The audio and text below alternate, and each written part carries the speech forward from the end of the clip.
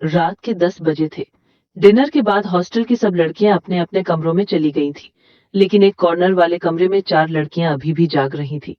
Table पर एक बड़ा सा लैंप जल रहा था और उसकी हल्की पीली रोशनी में सबके चेहरे अजीब लग रहे थे। ये 4 लड़कियां थी रश्मि, नेहा, अंजलि और पूजा, हॉस्टल की सबसे करीबी दोस्त। आज उन्होंने डिसाइड किया था कि रात को एक साथ बैठेंगे और पुराने हॉस्टल के राज पर बात करेंगे। नेहा ने धीरे से कहा, तुम लोगों ने सुना है ना कि इस हॉस्टल के पीछे एक पुराना स्टोर रूम है, वहां से रात को आवाजें आती हैं। पूजा ने तुरंत बात काट दी, अरे ये सब अफवाह है, अगर कुछ होता तो वार्डन हमें पहले ही बता देती।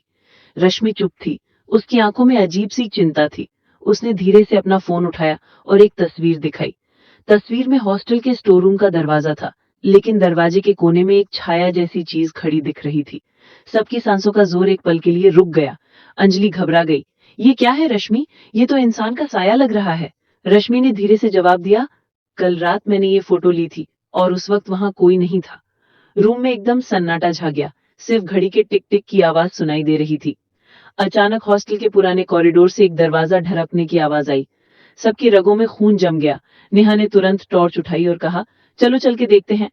चारों लड़कियां धीरे धीरे स्टोर रूम की तरफ बढ़ने लगी। कॉरिडोर अंधेरा था, बस ट्यूबलाइट का एक टुकड़ा जला हुआ था और उसकी रोशनी बार बार फ्लिकर कर रही थी। जब वो स्टोर रूम के दरवाजे के पास पहुंचे तो देखा दरवाजा आधा खुला था। अंदर से मिट्टी और सड़ी हुई लकड़ी की बदबू आ रही थी। रश्मि ने दरवाजा धक्का और अंदर एक पुरानी डायरी जमीन पर पड़ी थी। उसने डायरी उठाई। कवर पर लिखा था, चंदीपुर विलेज 1965। डायरी के पहले पन्ने पर एक लाइन लिखी थी, जो भी इस हॉस्टल के अंदर कदम रखेगा उसे एक दिन वापस चंदीपुर जाना ही होगा। सब एक दूसरे को देखते रह गए, किसी के पास जवाब नहीं था। डायरी के पीछे से एक पुरानी शादी की फोटो भी गिर गई, जिस पर एक औरत के चेहरे पर लाल इंक से क्रॉस किया गया था। अंजलि की आवाज कांप गई, ये तो बिल्कुल बिल्कुल रश्मि जैसी दिख रही है। स्क्रीन ब्लैक हो जाती है। नैरेटर, क्या चंदीपुर गांव और हॉस्टल के बीच कोई पुराना रिश्ता है? कौन थी वो औरत जिसका चेहरा काटा गया था और क्यों रश्मि की शक्ल उससे मिलती है? ये सब राज खुलेंगे अगले हिस्से में। अगली सुबह हॉस्टल का माहौल अजीब था। चारों लड़कियां रात भर डायरी और फोटो के बारे में सोचती रही थी।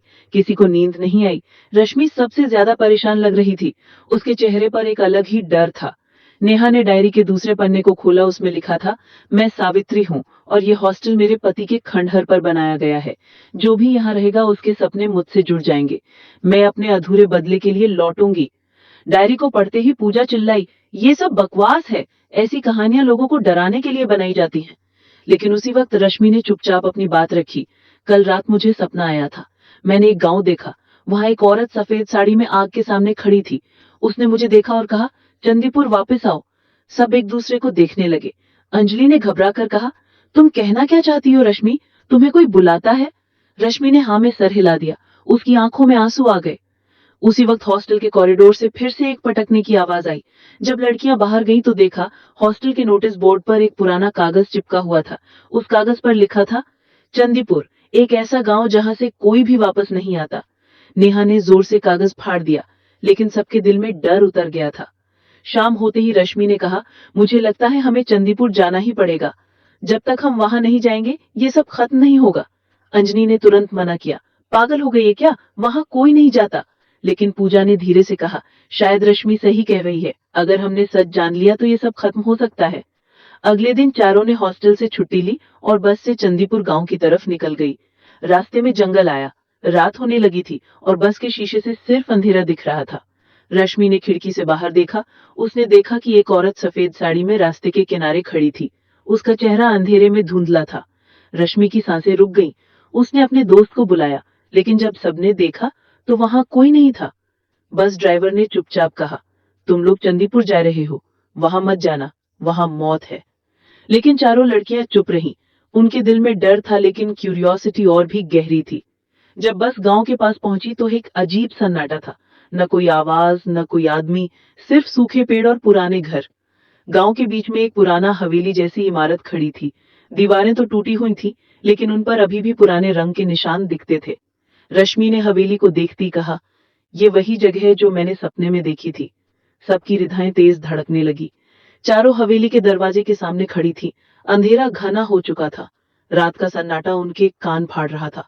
दरवाजा खुला और एक ठंडी हवा का झोंका उनके चेहरों को छूकर गुजरा और अंदर से एक औरत की हल्की सी हंसी की गूंज सुनाई दी। हवेली के अंदर कदम रखते ही एक पुराना हॉल सामने आया। दीवारों पर मोमबत्ती के जलने के निशान और कुछ जगह पुराने फोटो फ्रेम्स लटक रहे थे। रश्मि ने एक फ्रेम के पास जाके देखा। उसमें एक दुल्हन की तस्वीर थी। सफेद और लाल साड़ी में उसके चेहरे पर मुस्कान थी, लेकिन आंखों में अजीब दुख। रश्मि ने तस्वीर को छूने की कोशिश की, तभी उसके कान के पास एक धीमी सी आवाज आई, मैं इंतजार कर रही हूं। रश्मि घबराकर पीछे हट गई। नेहा ने उसका हाथ पकड़ लिया। तीनों लड़कियां समझ गईं कि ये हवेली कोई आम जगह नहीं है। तभी हवेली के अंदर से एक बुजुर्ग औरत आई। उसने काला दुपट्टा ओढ़ रखा था और आंखों में अजीब सी थकान थी। उसने हंसी दबाते हुए कहा, तुम सबको यहाँ नहीं आना चाहिए था। ये हवेली सावित्री की है। उसकी शादी यहीं हुई थी और उस रात से ये हवेली कभी खामोश नहीं हुई। अंजलि ने हिम्मत करके पूछा, सावित्री कौन थी? बुजुर्ग औरत ने आह भरी और कहने लगी, सावित्री इस गांव की सबसे खूबसूरत लड़की थी। उसकी शादी एक अमीर जमींदार के बेटे से हुई थी। शादी के दिन गांव में ढोल नगाड़े बज रहे थे, सब जगह रोशनी थी। लेकिन उस रात दूल्हा उससे मंडप से ले जाकर इस हवेली के कमरे में बंद कर दिया। कहता था, मेरी इज्जत तुम्हारी जिंदगी से बड़ी है। सब लड़कियां सुनी जा रही थी। बुजुर्ग औरत ने आगे कहा, रात भर सावित्री की चीखें हवेली में गूंजती रहीं। सुबह जब दरवाजा खोला गया तो बस उसकी साड़ी और खून के निशान थे। तब से आज तक सावित्री अपना बदला लेने लौट आती है। कोई भी यहाँ शादी करता है तो उसकी रात सावित्री उस दुल्हन के रूप में वापस आती है। रश्मि के हाथ से डायरी गिर गई। उसके अंदर वही लिखा था जो बुजुर्ग औरत बता रही थी। नेहा ने एक ठंडी सांस लेते हुए कहा, तो मतलब सावित्री की आत्मा अभी भी यही है? बुजुर्ग औरत ने चुपचाप हाँ में सिर हिला दिया। तभी हवेली के बाहर ढोल नगाड़े की आवाज आई। लगता था गांव में किसी की शादी हो रही है। पूजा ने घबराकर कहा, अगर सावित्री सच है तो आज की दुल्हन खतरे में है। चारों लड़कियां हवेली से निकलकर गांव के बीच पहुंची। वहां सच में एक शादी हो रही थी। दुल्हन का नाम था किरण। उसने लाल साड़ी पहनी थी और मंडप में बैठी थी। रश्मि ने उसे देखा तो उसकी आंखें फट गईं। किरण का चेहरा बिल्कुल उस दुल्हन जैसा था जो उसने तस्वीर में देखा था, या फिर जो उसके सपने में आई थी। मंडप में आग जल रही थी। वैदिक मंत्र पढ़ रहे थे और उसी वक्त आग की लपटों में एक चेहरा दिखाई दिया, सावित्री का चेहरा। रश्मि चिल्लाई, शादी रोको, ये शादी नहीं हो सकती। सब लोग उसे पागल समझने लगे, लेकिन आग के बीच से सावित्री की आवाज गूंज उठी, मैं अपना अधूरा मंडप पूरा करने आई हूं। मंडप में आग की लपटें और तेज हो गईं। दुल्हन किरण के चेहरे पर अजीब सा असर दिखने लगा। उसकी आंखें लाल हो गईं और होठों पर एक ठंडी मुस्कान फैल गई। रश्मि समझ गई, ये किरण नहीं सावित्री है। उसने जोर से चिल्लाया, सब लोग भागो, ये शादी एक जाल है। लेकिन गांव वाले उसे पागल कहकर हंसी उड़ाते रहे। कोई उसकी बात पर विश्वास करने को तैयार नहीं था। तभी अचानक ढोल नगाड़े बंद हो गए। आसमान पर काले बादल छा गए। बिजली चमकी और मंडप के पीछे खड़ा नीम का पेड़ जोर जोर से हिला। उस पेड़ से एक परछाई नीचे उतर के आई, सावित्री की आत्मा, सफेद साड़ी में खून से भीगी हुई। सब लोग घबराकर भागने लगे। मंडप बिखर गया। किरण की आंखों में अब सावित्री की रूह चमक रही थी। उसने अपने हाथ से वरमाला उठाई और हंसकर कहा, जो मंडप उस रात अधूरा छोड़ दिया गया था, आज मैं उसे पूरा करूंगी। रश्मि ने डायरी खोली जिसमें लिखा था, सावित्री की आत्मा तभी शांत होगी जब उससे सच्चाई सुनाई जाएगी। उसके साथ हुआ धोखा दुनिया के सामने आएगा। रश्मि ने जोर से चिल्लाकर सबके सामने सच बताया, गांव वालों, तुम सब ने देखा था सावित्री की शादी हुई थी, पर उसके पति ने ही उसका खून किया। उसकी चीखें तुम सब ने सुनी, पर तुम सब ने आंखें बंद कर ली। आज भी तुम उसे बुरा समझते हो, लेकिन असली पापी तुम्हारे सामने थे। ये बात सुनते ही सावित्री की आत्मा एक पल के लिए रुक गई। उसकी आंखों में आंसू चमक गए। उसने मंडप की आग में हाथ डालकर कहा, मुझे सिर्फ न्याय चाहिए था, न नफरत। आग की लपटें सावित्री के शरीर को लपेटने लगी। धीरे धीरे उसका चेहरा रोशनी में बदलने लगा। उसकी आत्मा धीरे धीरे शांत होने लगी। किरण बेहोश होकर गिर गई और जब होश में आई तो बिल्कुल ठीक थी। सावित्री की आखिरी आवाज गांव में गूंज उठी, जहां भी न्याय अधूरा होगा मैं लौटूंगी, लेकिन जहां सच का सामना होगा वहां मैं मुक्ति पाऊंगी। उसके बाद पूरा मंडप एक ही झटके में अंधेरा हो गया।